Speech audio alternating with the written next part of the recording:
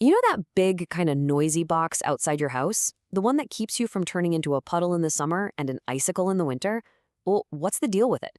Today, we are going to decode your HVAC system and tackle that one big, expensive question. Should you repair it, or is it time to just replace it? Let's dive in. Okay, quick question for you. What do you think is the single most powerful system running in your home right now? No, it's not your super fast Wi-Fi, and it's not that smart speaker that's always listening. It's something much more fundamental, something that literally controls your comfort every single day. It's the one system you never, ever think about until it stops working, usually on the absolute hottest or coldest day of the year, right? Yep, we're talking about your HVAC, your heating, ventilation, and air conditioning. It really is your home's silent hero, just humming along in the background, working tirelessly to keep you and your family comfortable. But when that hero falls, that silence gets shattered pretty fast.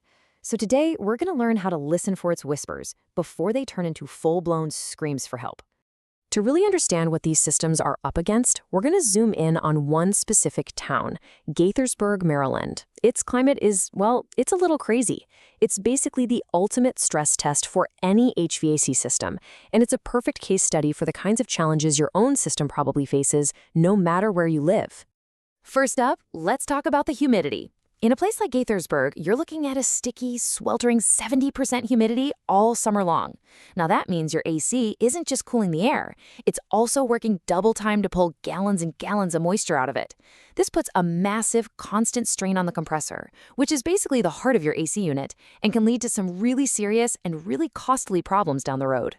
And then winter hits.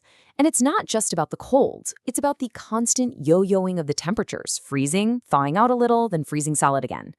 This whole cycle puts a ton of stress on your furnace's metal parts. It can cause the heat exchanger, that's the part that actually heats the air, to crack.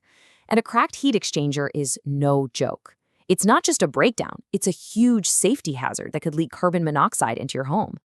And get this, it's not just what's falling from the sky. The very ground your house is built on can be an enemy. The clay soil in that region expands when it's wet and shrinks when it's dry.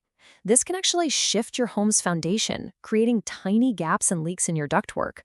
That means you're literally paying to pump perfectly cooled or heated air straight into your walls.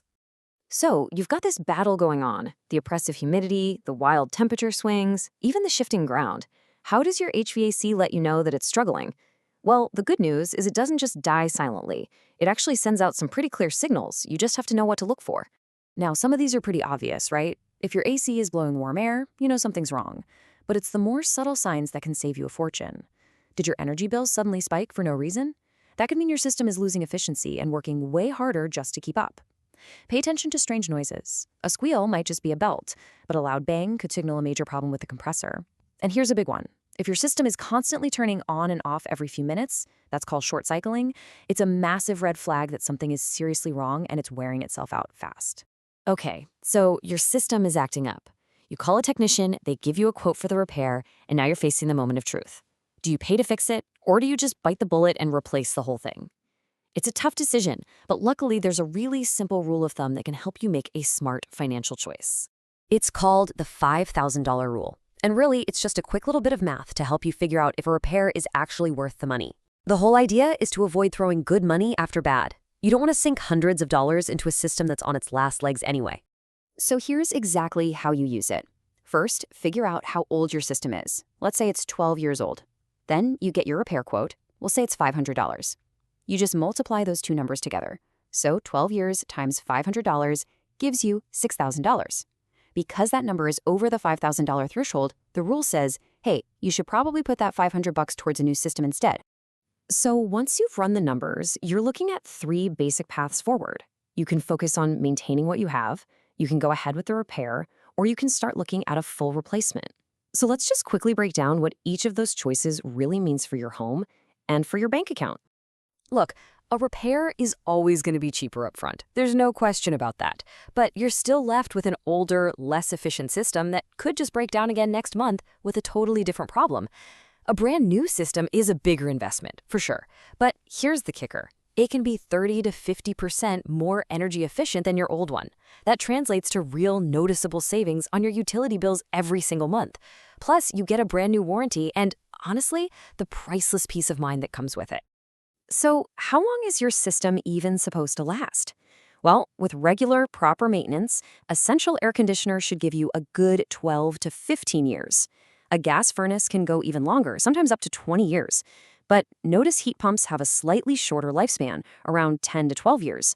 And that's because they're doing double duty, working all year round to both heat and cool your house.